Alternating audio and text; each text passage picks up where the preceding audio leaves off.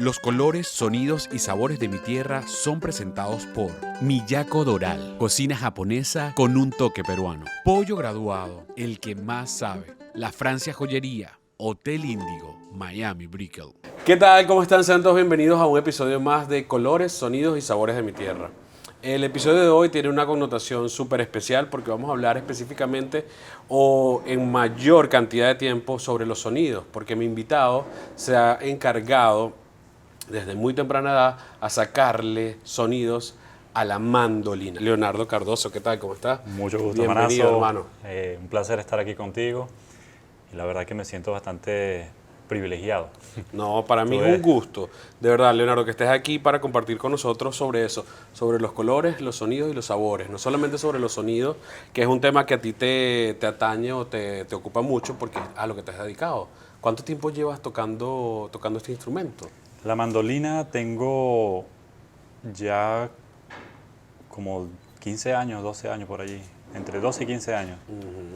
La conocí un poquito tarde, yo comencé con el 4, mi abuelo tocaba 4, y no fue sino hasta que estaba en la universidad, como en el cuarto o quinto semestre, que conocí una estudiantina y así conocí la mandolina. ¿Pero estabas estudiando música o estabas estudiando una carrera totalmente distinta? Estaba estudiando ingeniería, imagínate. No, yo soy ingeniero en sistemas. ¿En qué se parece? Cuéntame en qué se parece la ingeniería a la música, porque no... Bueno, la música es puro número. Exacto. Y la ingeniería también. No, pero las partituras y todo eso son totalmente distintos. No, por supuesto, pero al cálculo. Pero sabes que es muy común que un ingeniero sea músico. ¿Sí? Sí, tengo muchos ejemplos. Por ejemplo, Luis Hernández, el guareque de Garoto Ñimitajá, él es ingeniero agrónomo. ¿Cómo se llama? Moisés Torrealba, también es ingeniero, el que toca la bandola. Ajá. Y mi persona, así he conocido varios ingenieros que tienen esa afinación por la música. Qué bien. Bueno, yo me estoy adelantando porque a mí me gustaría hacer un recorrido, Leo, por tu vida y conocer esos colores, sonidos y sabores que han estado presentes en tu vida. ¿Cómo fue tu infancia?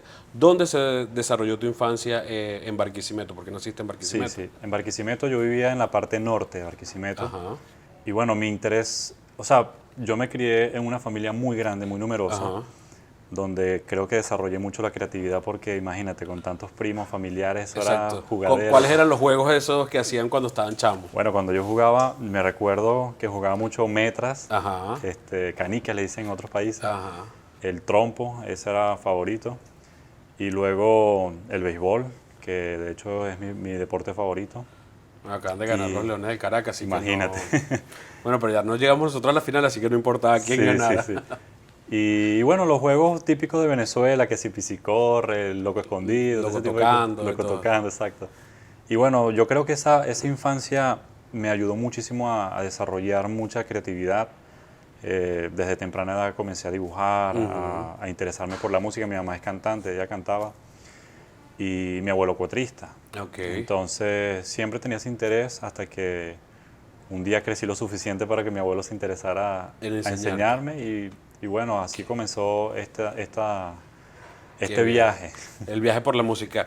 Leo, esto se llama colores, sonidos y sabores porque los sabores juegan un papel muy fundamental en nuestras vidas. Claro. Tú cierras los ojos y pruebas algo de lo que comías en la infancia y puedes volar con tu imaginación a ese momento o a ese lugar feliz que viviste. ¿Qué sabores recuerdas que estaban presentes en tu infancia? Que si yo te digo ahorita, te lo voy a poner aquí, tú vas a volar directamente a esos momentos o a esos lugares. Bueno, mi mamá, aparte de cantante, también era cocinera. Ajá. Y la verdad que su comida era lo máximo, no porque era mi mamá. Todas las mamás Y- son las mejores cocinando. Pero ella siempre me hacía algo que me encantaba, Ajá. que era el pasticho. Ok. Entonces, La lasaña. La lasaña, conocemos aquí, exacto. Y siempre que yo salía bien en clases o que ella me quería premiar, me decía, mira, si sales bien en clase o haces esto así, yo te voy a preparar lo que a ti te gusta. ¿Y has probado aquí, ahorita que estás residenciado en Estados Unidos, un pasticho similar o igual al que te preparaba tu mamá? Solamente cuando lo hago yo. ¿Qué tal? Ah, bueno, por lo menos aprendiste la Sí, receta, porque yo, ¿no? incluso a veces se me olvidan algunos detalles, entonces la llamo La y le llamo. digo, mamá, ¿qué es lo que me falta aquí? Ya le puse esto y esto y aquello. Entonces ella me dice, mira, tienes que hacer esto, lo haces así, y bueno. Es lo más cercano. Claro, no como el de ella, pero lo más cercano. Exacto. Y sabes que me voy a saltar los sonidos porque allí vamos a pasar mucho más tiempo conversando.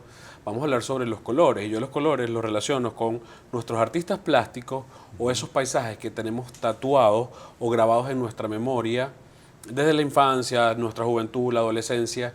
¿Qué imagen tienes tatuada en tu memoria? Porque si vives en el norte de Barquisimeto, es un poquito más árido y el clima es un poquito distinto al de Cabudare o al de Barquisimeto Centro. ¿Qué recuerdas de esos paisajes en Barquisimeto? Bueno, en Barquisimeto en general, siempre recuerdo mucho la entrada a Barquisimeto en el este, el 4 y la Tinaja, Exacto. porque como yo me interesé en el 4 de muy pequeño, yo siempre entraba y veía el 4 y decía, algún día voy a tocar 4, algún día voy a tocar 4. Esa es una de los más emblemáticos para mí. Por supuesto el obelisco, yo estudiaba cerca de allí, En la UCLA. no, estudié en la UNEFA Ah, ok, perfecto. y entonces siempre estaba cerca del área. Pero en cuanto a mi niñez, hay un lugar que era una cancha de softball Ajá. que se utilizaba, bueno, para muchas cosas. Y Cancha de usos múltiples. Creo que sí, pero usualmente los sábados y domingos hacía un juego de softball. Ajá. Y yo me recuerdo que iba a volar papagayo, pero desde allí, como era como una montañita, Ajá. se veía toda la ciudad. Wow. Yo veía el domo bolivariano, el obelisco, todo desde Y allí. eso es una belleza. Entonces, siempre de niño yo venía a la escuela y en vez de irme por el camino regular, Ajá. me subió por todo Por ese el- cerro. Por el cerro hasta llegar a tu casa. Entonces pasaba por ahí, tomaba la vista y luego se iba para mi casa. Y hablaste de que volabas papagayos. ¿Hacías tú los papagayos o eras de los que los compraban ya? No, ya listos? nosotros lo hacíamos. Yo buscaba la madera, el maguey, verara. sí, la verara o Ajá, maguey, Ajá. y buscábamos un machete, cortábamos todo, sacábamos Finito. los filos, Las el dos hilo de igual tamaño, una más pequeña. el hilo pabilo, todo eso, y luego buscaba la bolsa de basura. Exacto, para forrarlo. Y agarramos un montón de tela Ajá, vieja para hacer la cola. Exacto. Y ya cuando éramos más profesionales, en el final de la cola le colocamos una hojilla. Una hojilla para cortar el pabilo a los otros. A los otros No, hacemos pero competencia. Eso es maldad. Eso era lo máximo. O sea, cero PlayStation, cero Nintendo, eso era lo máximo. Exacto, viviste en una generación que los juegos de calle, como el trompo, el yoyo, la perinola, eran los juegos comunes. Y Yo los le daba que la no vuelta al entretenían. mundo, al trompo, ¿sabes? ¿Te recuerdas de eso? No, con el yoyo quizás la vuelta al mundo. No, aquí la vuelta al mundo te lo ponías en la mano y le daba la vuelta así completa. Miércoles, eso sí no lo recordaba. Bailando, imagínate. ¿Y ¿Llegaste a tenerlo nada más aquí o había gente que lo bailaba? No, imagínate, había en gente la que lo bailaba uña? en la uña y todo, se lo Exacto. pasaban, lo saltaban, no, eso era... No, ahí sí eso yo era te lo puedo más. decir que nada más lo llegué a bailar, pero ni la vuelta a Venezuela le llegué a dar. No, eso era Pero increíble. qué impresionante eso de cómo puedes tener recuerdos tan bonitos de la infancia de juegos tan comunes como eso, como volar un papagayo, colocarle igual la hojilla al final para cortarle el hilo a los compañeros, que eran las competencias normales que se hacían cuando uno era chamo. Porque si tú ves ahorita, todo es tecnología. Sí. Entonces te lleva quizás a un desarrollo totalmente distinto. Y ahora quiero hablar sobre los sonidos. ¿Qué música estaba presente en tu casa cuando tú no tenías potestad de seleccionar la música? ¿Qué escuchaban tus papás? ¿Qué escuchaba tu abuelo? Que tú digas, esa música yo la oigo y recuerdo a mi abuelo o a mi mamá sentado en la sala escuchando esa música. Bueno, yo le agradezco muchísimo a mi mamá principalmente porque la selección musical de ella era demasiado rica, demasiado. al punto de que hoy, o sea, en la actualidad toco con músicos de otros países y me preguntan por qué tocas tan bien mi música si tú eres venezolano. Exacto. Pero es que lo estoy escuchando desde niño, desde la barriga de mi mamá. Entonces mi mamá, la selección de mi mamá era música tradicional venezolana con mandolina, que es muy raro porque en Venezuela tú escuchas música llanera, cosas así, pero con mandolina. Me acuerdo que cuando mi mamá empezó a ver que yo tocaba cuatro, me compró un disco de Los Duaqueños, que es un grupo súper tradicional de mandolina y muy reconocido en Venezuela. Exacto. Y bueno, música como esa, música del Caroteño y Mitajá, Los Golperos del Tocuyo. Que has tocado con la gente de Caroteño y Mitajá. Sí, claro, yo grabé dos producciones con ellos. Soy súper amigo del Guareque porque él era el director de cultura de mi universidad. Ajá. Y bueno, una selección increíble de boleros, de música romántica, ranchera, salsa. No, o sea, la selección era muy buena. ¿Y en qué momento, Leo, se da ese clic? Porque si me dices que tu abuelo, cuando llegaste a cierta edad, comenzó a enseñarte a tocar cuatro, ¿cuándo se da el clic de decir, bueno, ya la música va a ser la carrera que yo quiero seguir?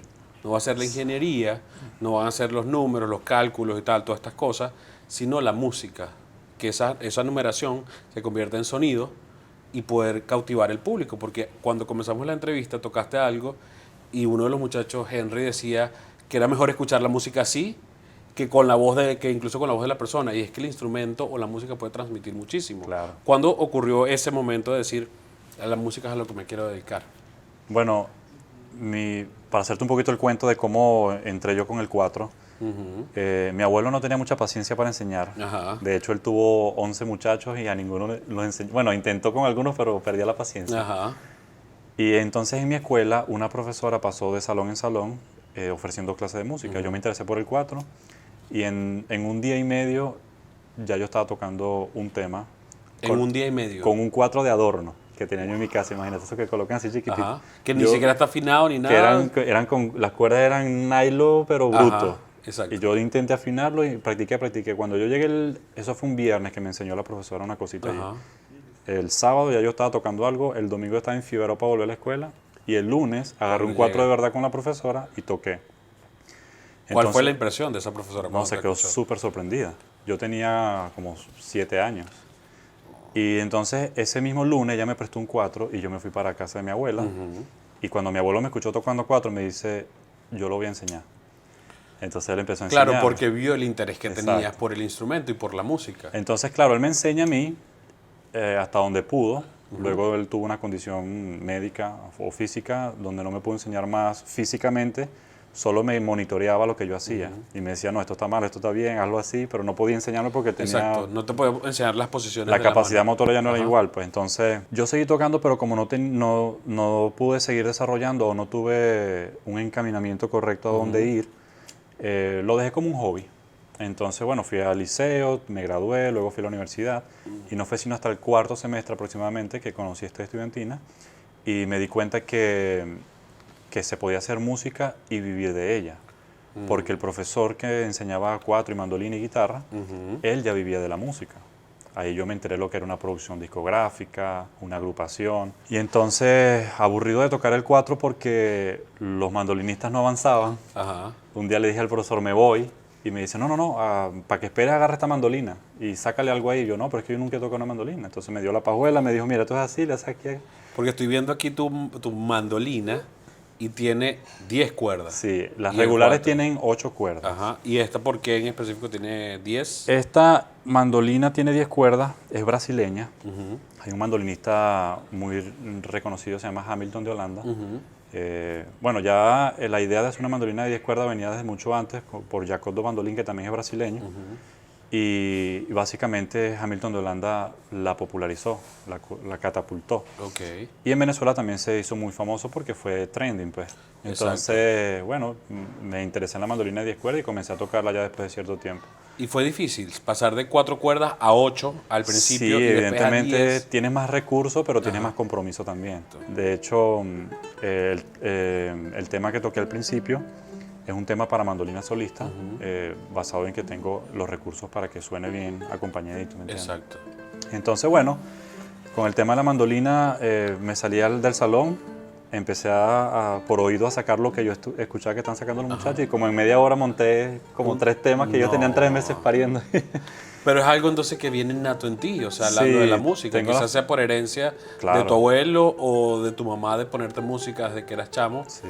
Y qué bueno que te gustara la música tradicional venezolana, que es algo que uno comúnmente lo que escucha es música tradicional, música comercial, Exacto. música pop, rock, cualquier cosa, pero que un muchacho a tan temprana edad se interese por el cuatro o por la mandolina, que es un instrumento, yo lo veo complejo. Si el 4 nada más le hace sacar carbur pintón, imagínate esa cosa, sacarle un sonido que suene bien, porque ruido le puedo sacar. Sí. ¿Cuándo se da entonces la parte profesional? ¿Cuándo fue tu primer toque que recibiste una remuneración que tú dices, Mira, o sea, mi carrera musical ha sido muy prematura, muy a la carrera. Me imagino que también es por la rapidez con que aprendo. Entonces el profesor vio la capacidad en mí y me dijo, mira, te voy a prestar esta mandolina, te voy a prestar uno de mis discos, estúdialo lo que tú puedes hacer. O sea, yo enfiebrado, en 2 días me saqué el disco y él no me lo podía creer. Al siguiente lunes le dije, agarra el 4, acompáñame, le toqué sus temas de Río Bajo y me dice, no, hijo, ya tú tienes que formar una agrupación. Entonces, cuando él me dijo eso, comencé a cazar talento, ajá, armé un quinteto, que fue mi primera agrupación llamada Acordes de Lara, ajá, y él tenía ciertos contactos, mi profesor, y me dijo, mira, si tú te preparas algo de nivel, yo te consigo una oportunidad en la sala alternativa del Impulso, ajá, y ahí vas a presentar tu proyecto. Y entonces yo, wow, o sea, entonces él me dice, bueno, puedes tocar lo que ya te sabes, o de repente te pones a componer, me dice yo. No sabía lo que era componer.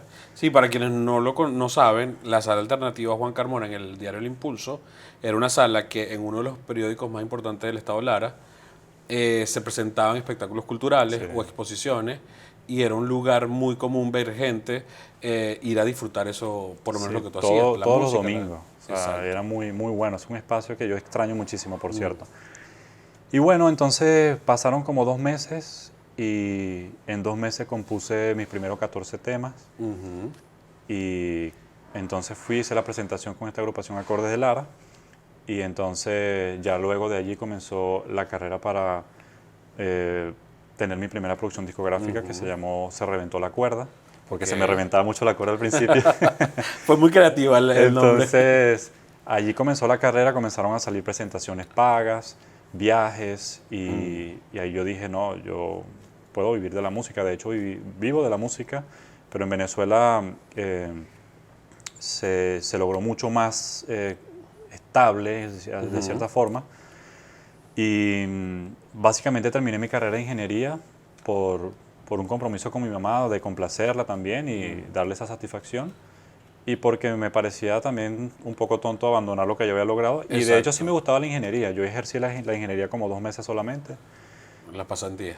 No, la ejercí Luego. ya con trabajo pago, Ajá. pero en ese entonces me salió una invitación a España, a un festival. Ok.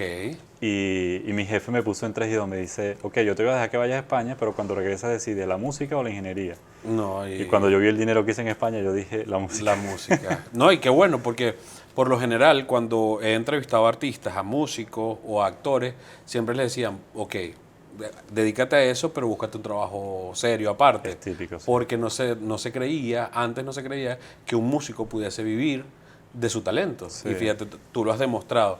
A mí me gustaría conocer, ya que conocí parte de tu inicio, ¿cuál ha sido ese momento que en tu trayectoria, más de 12 años de trayectoria, has vivido? Ese momento que tú digas, no me lo puedo creer que llegué a tocar con tal agrupación o con tal persona, porque los inicios a veces son difíciles, pero en tu caso, esa capacidad que tenías de de agarrar un instrumento y sacarle el sonido perfecto en 2 días, es algo de aplaudir. Sí. ¿Cuál ha sido o cuál consideras tú que ha sido el mayor momento de proyección de tu talento? Tengo varios que me han marcado. El principal, yo diría tocar con Carota Ñimitajá, porque como yo tocaba 4, yo escuchaba los discos y escuchaba los solos de Tico Páez Ajá. y me ponía a practicar. Y llegó un momento que hicieron un concierto creo que fue el auditorio de la UCLA, ahí en el este. Y ellos me invitaron a tocar un tema y yo digo, wow, no lo puedo creer, estoy aquí en el escenario con Carota Ñimitajá. Exacto, con personas que admirabas. Pero después de eso pasó algo más increíble aún, porque eso era musical. Un día me invitaron a la casa de Adelis Freites en Cubiro y yo estaba allí, estaban preparando un sancocho de gallina. No la de las cosas, 50, sino en Cubiro. en Cubiro. Ajá. Y entonces yo decía, wow, estoy compartiendo ya como amigos, estoy aquí con toda esta gente, y apreciaban en la música que yo hacía. Ellos hacían silencio y los cuatristas me acompañaban, una maraquita, o sea, todos me miraban a mí, y yo decía, wow, no lo puedo creer, o sea, la gente que yo tanto admiré están apreciando la música que Estás estoy admirando haciendo. tu talento, exacto. Entonces, eso fue muy bueno. Con Henry Linares Ujú. me pasó muy parecido también porque yo seguía su carrera como músico y yo nunca creí que podía hacer con el cuatro lo que él hacía. Exacto. Y yo decía, pero ¿cómo hago yo para hacer esos solos así? Ajá. Y un día lo conocí y entonces, precisamente para el viaje a España, el primer viaje a España, Ajá. y le dije, mira hermano, o sea, mi grupo se ha desintegrado un poco, necesito un cuatrista y un bajista, ¿tú quieres participar en este proyecto? Y él se integró y hasta el sol de hoy hemos estado tocando, que nos hemos convertido en hermanos. O sea, Sí, que en diciembre tuve la oportunidad de verlo Exacto. y hace un muy buen grupo. O sea, todo el Exacto. grupo que estaba allí, tanto el bajista, el que hacía la percusión, Henry en el 4 y tú, hacen un buen match para sacar sonidos extraordinarios. exacto, entonces me pasó igual, después de tanto verlo en televisión, poder vivir tantas cosas con él, ha sido excelente, tocar con Huáscar Barrada, con el maestro Elvis Martínez, que son músicos de mucho nivel, ha sido excelente. Y como experiencia como músico, yo creo que el mayor concierto así que me ha impactado, que hasta me ha dado un ataque de pánico, fue en España, donde me tocó presentarme casi ante 1000 personas y éramos solo Henry y yo.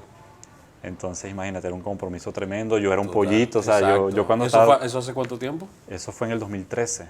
Ya hace 10 años Sí, de eso. entonces yo pararme allí apenas tenía como, digamos, como un año tocando como profesional Ajá. ya, pues, pero era un compromiso muy grande. Y fue una experiencia buena porque la supe enfrentar y todo salió bien y de hecho tuvimos mucha, ¿cómo se dice? Mucho reconocimiento. Pues, y eso fue muy bonito representar a nuestro país. Y en esos momentos de llegar a ser reconocido por las personas que admiras, por los que siempre veías y de repente estar, como tú dices, en su casa preparando un sancocho y tocando música, ¿te ha tocado vivir momentos de deslumbramiento, donde pierdes el norte y dices, ah, bueno, yo soy tan bueno que no necesito? ¿O gracias a Dios no has No. vivido esos momentos? La verdad que no, porque gracias a Dios vengo de un hogar muy humilde, Ujú. de una familia muy humilde y siempre me inculcaron eso. Yo recuerdo que yo llegaba emocionado desde la humildad por las cosas que había logrado Ajá. y a veces no me lo aplaudían, sino que antes de darme un reconocimiento me decían, ya va, pero no se te olvide de dónde vienes. Y yo decía, wow, tienes razón. O sea, tú puedes tocar con Michael Jackson si tú quieres, Ajá. pero no se te olvide que tú vienes de aquí. Bueno, Pues. ya ahorita no. Ya ahorita está difícil, pero... Si llega a tocar con él, me avisa y me asusto y no voy. Entonces, no, siempre gracias a Dios me he mantenido bien. De hecho, hay personas que tocan mandolina que me dicen maestro. Yo no creo que sea un maestro, pero aprecio que me admiren, pero Exacto. siempre tenemos algo que aprender, siempre hay alguien que toca más que tú. Entonces, me gusta mantenerme, o sea, con los pies en la tierra.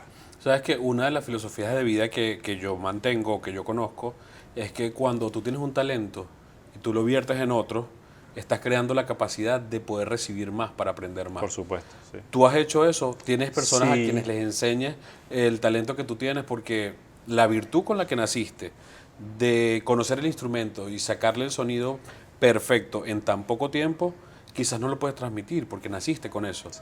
Pero sí lo que has ido conociendo, descubriendo con el instrumento. Yo en ese caso me parezco mucho a mi abuelo, que me gusta enseñar a las personas que de verdad quieren aprender.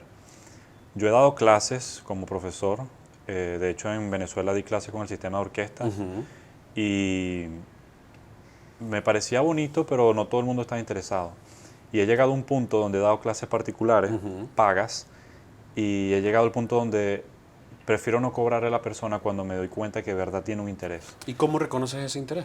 ¿Cómo se Cuando puede ellos ver? son los que me buscan, cuando ellos son los que montan un tema así que yo les diga y me dicen, mira, aprendí esto, yo, wow, o sea, uno de mis primeros alumnos fue un primo mío Ujú. en Venezuela, Jorge Balsa, él toca mandolina, comenzó a tocar conmigo, toca cuatro también, ahorita está tocando bajo eléctrico.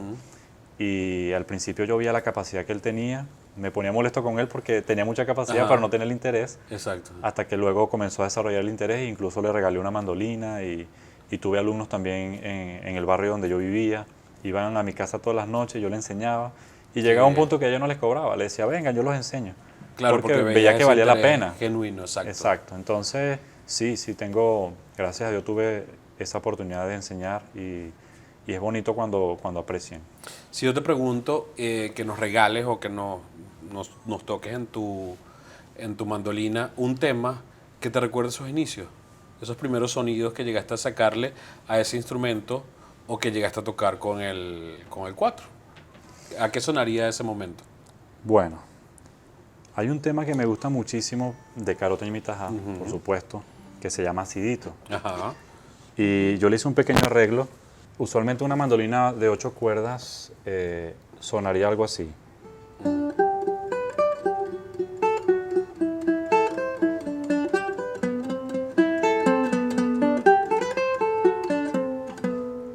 Ok, entonces yo intenté tocarla con mandolina sola. Ajá.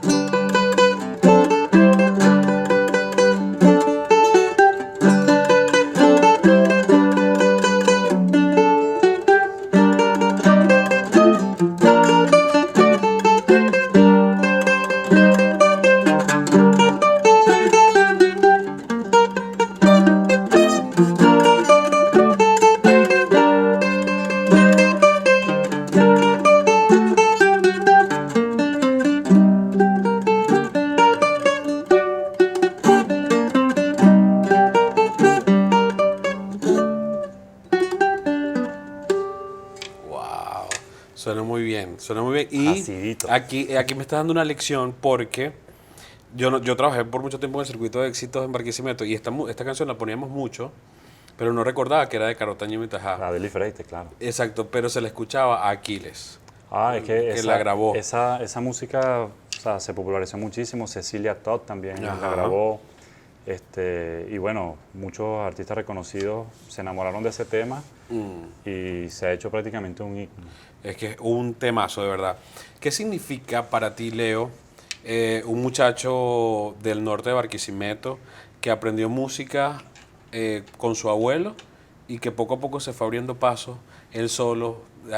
Porque bueno, los de la mandolina no le sacaban el sonido correcto y se quería ir de la clase esperando que ellos lograran hacerlo y él llegó a sacarlo en una tarde. ¿Qué significa para ti el éxito? Que ahora estás aquí en Estados Unidos, una tierra muy lejos de Venezuela, que tiene otra cultura, otros sonidos, pero tú has venido a representar a Venezuela y al Estado Lara con tu instrumento. ¿Qué significa para ti el éxito? Bueno, el éxito para mí es la felicidad. Decidir estar feliz con lo que logras, agradecer lo que tienes en el momento. A veces uno, en ese sentido, sí he perdido un poquito el norte porque a veces te sientes triste por alguna situación, sobre todo en la parte migratoria, que tú sabes que a veces es difícil. Y cuando te das cuenta de lo que has logrado, dónde estás, el instrumento que tienes, hasta dónde has llegado, las producciones discográficas, tú dices, wow, o sea, ha valido la pena cada segundo. De hecho, a través de la música fue que pude entrar a los Estados Unidos. Y por supuesto agradezco todas las raíces que tengo, a mi mamá, a mi abuelo. Y para mí el éxito significa, en corto plazo, lograr lo que yo me trazo en mi mente, decir, yo quiero hacer esto y lo logro. Por ejemplo, ahorita mi éxito más reciente ha sido mi última producción discográfica, se llama Spontaneous, con el grupo, mi nuevo trío de jazz fusión que se llama Improntu. Los invito a que busquen en nuestro canal de YouTube, en Instagram, nos pueden Vamos a seguir dar el también. link ahí a la gente para que vaya y lo Improntu vea. Trío, exacto, y los pueden buscar en cualquier plataforma digital para que escuchen esa producción, que son 8 temas de mi autoría. Y era un proyecto que siempre había querido hacer,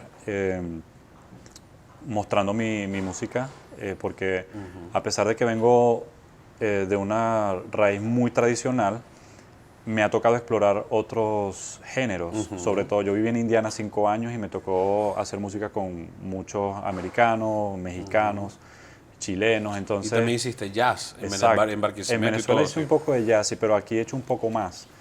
Y entonces esa ¿cómo se dice? Amalgama entre lo venezolano y Lo extranjero. lo mundial, lo Ajá. universal, ha sido algo, un toque muy bonito. Por ejemplo, hay un tema de estándar de jazz que se llama Take Five. Yo recuerdo que se lo escuché tocar a un amigo guitarrista en Indiana y decía, wow, me encanta ese tema, lo busqué, me lo aprendí.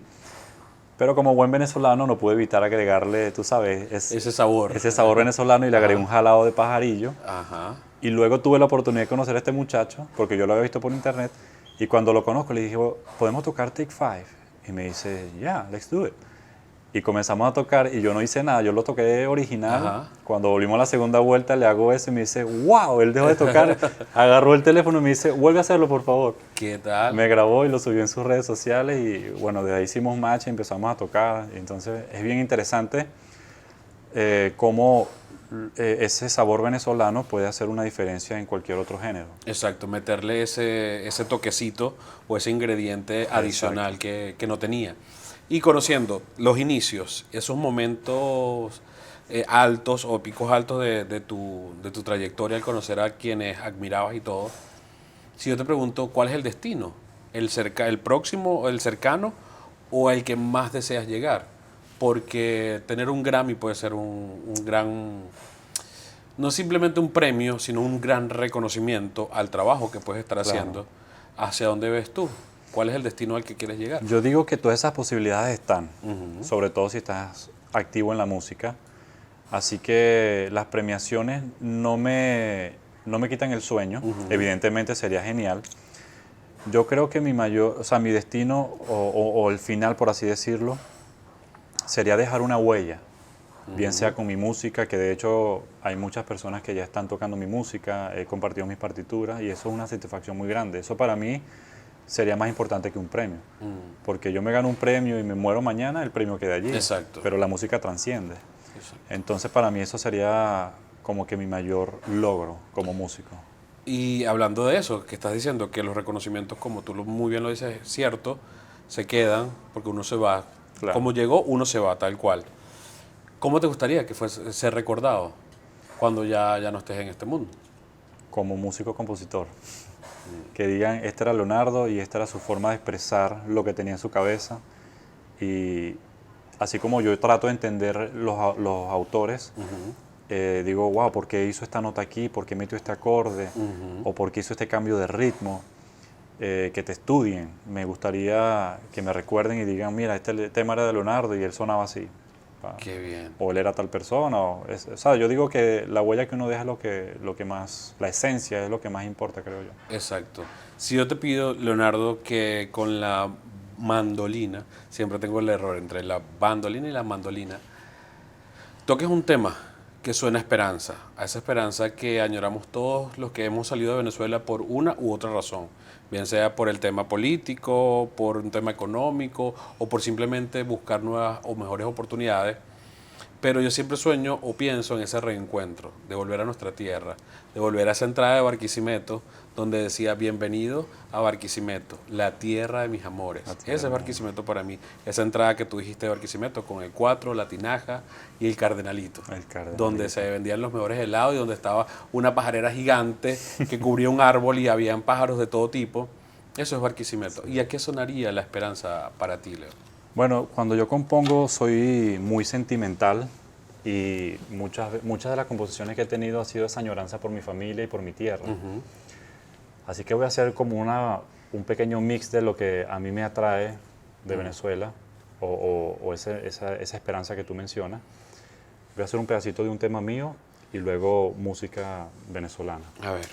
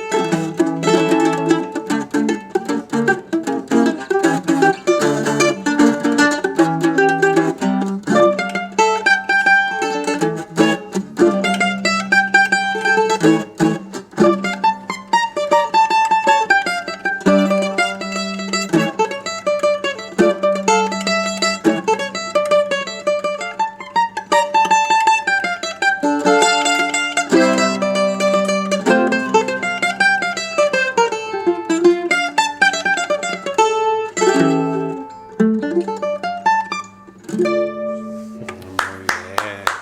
Ahí aparte de tu tema, vamos a ver si los identifiqué. Estaba Venezuela y un pajarillo. Eso es correcto. Ah, está muy bien. Leo, muchísimas gracias de verdad por mostrarnos lo sensible que puede ser un instrumento que transmite tanto y que no solamente se puede utilizar para la música tradicional venezolana, sino que puede añadirle mayor riqueza a los otros géneros, al jazz o a cualquier música con la que se quiera tocar. Yo tengo unos regalos para ti que mandan nuestros anunciantes. Excelente. La gente de Miyako Doral te manda un gift card para que comas el mejor Wow. sushi que vas a encontrar en la ciudad del Doral. Me encanta el sushi. Eso es una fusión que está bien interesante. Gracias, Miyako Doral. Muy agradecido. Ya vamos para allá. Una de las cosas que me gusta mucho de Venezuela es el talento, así como el tuyo, que lo descubriste desde muy chamo y que no has dejado que muera. Y así también la gente de Terra Mater Studios, que es un venezolano, un barquisimetano también, que está aquí en Estados Unidos, que hace velas, o sea, que no contaminan, que no dañan, Wow. y que sus olores son impresionantes. Esto es para que recuerdes un poquito nuestra tierra. Excelente, Terra Mater. La gente de Nanao Artisan Bar hace unos chocolates extraordinarios, que son chocolates veganos también. No tienen azúcar, no tienen lácteos, no tienen nada, o sea, así que hagan daño. Y aquí está el tricolor. Aquí puedes ver la bandera de Venezuela, el amarillo, azul y rojo, Imagínate. de donde viene el mejor cacao del mundo. Wow, lo certifico. Eso es un regalo que, esos son regalos que Muchísimas gracias, Nanao. La verdad que lo voy a disfrutar. Aunque da lástima, ¿viste? Como eso. No, Porque- pero te vas a disfrutar cada uno de esos sabores, de verdad que sí. Leo, muchísimas gracias, de Rafa. verdad. Un placer para mí. Los colores, sonidos y sabores de mi tierra fueron presentados por La Francia Joyería, Miyako Doral, cocina japonesa con un toque peruano, Pollo Graduado, el que más sabe, Hotel Índigo, Miami Brickell.